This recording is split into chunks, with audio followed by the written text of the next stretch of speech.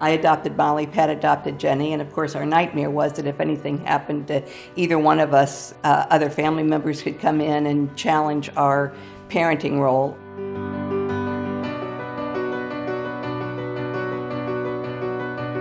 The co-adoption was really, really important because I think it was like the recognition that we were a family. I've learned so much from them, just seeing who they are in the world. I think I live my life in a very, this is who I am way because of them. And I know I have the privilege of saying, like, I wouldn't have made it without these two women because, you know, I'm a butch, gay, you know, Indian dyke, and I'm not quite sure that in 1980 and 90 any other family could have been the parents that they have been. We had visited Arlington years before, and I thought that because of Darrel's service and all the time that he spent in the Army that he should be buried there, but then, of course, that meant that I wouldn't be able to be buried with him. And thought, well, Massachusetts has a veteran cemetery. It's not federal. Massachusetts has marriage equality. So we went up to the veteran cemetery in Winchendon and put in our application, and 2 weeks later came back approved, and we were very happy.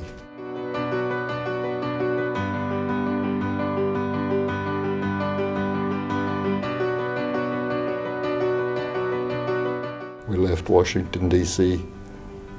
knowing at that time that this was it. This was the biggest moment of our life.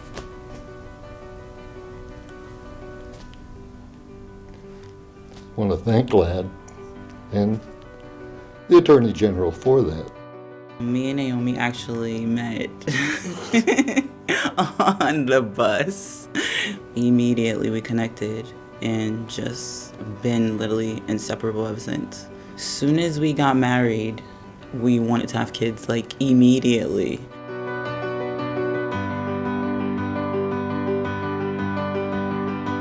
As soon as we explained to them our journey with trying to have a child, it was like we didn't just meet.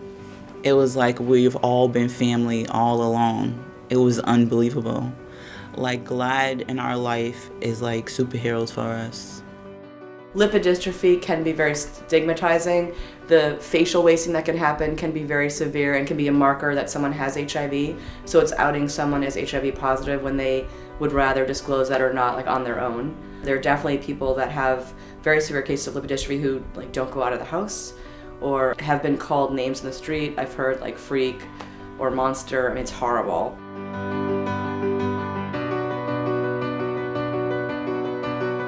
The lipodystrophy law that GLAAD has gotten passed is the first law of its kind in the country. And GLAAD now can be a leader in terms of helping other states to do the same thing. A lot of my friends and other people who've been living with HIV for a long time feel very supported that GLAAD took the issue on. Since I entered my school in freshman year, it was kind of like I was never one that fit in with anyone.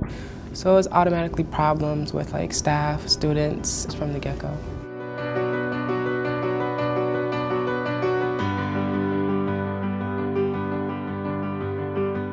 To have the support of GHLA and GLAAD for me means that I don't have to be alone and that somebody gets it. I see myself being extravagant. I do. I'm going to be like, I swear I'm going to be big. Our story will come and go. I think in years to come, that's when young people will realize where it all began, perhaps, to appreciate what they're able to achieve in their lives because of what GLAAD and the Attorney General's office here in Massachusetts has done. To have GLAAD work on transgender rights and to work on HIV lipodystrophy law makes me feel absolutely supported by GLAAD. I mean, I absolutely feel like GLAAD has my back. Even though you're going through this battle, we're gonna stand right behind you and fight the battle with you. And I think it's the people who work there that make GLAAD GLAAD. Having worked there, I mean, everybody cares because it's deeply ingrained in us, because it affects us, Yep. because Our lives. it's our lives. There are many issues that need to be focused on, like we need, to do more work, which GLAAD is going to focus on in terms of racial justice. And there's a lot of work that needs to be done on LGBT youth and homelessness. I think, quite frankly, I think elder care is a big issue. Life is way too short to settle, to just conform to what society wants you to be. But don't be the person inside the box. Step out and be yourself.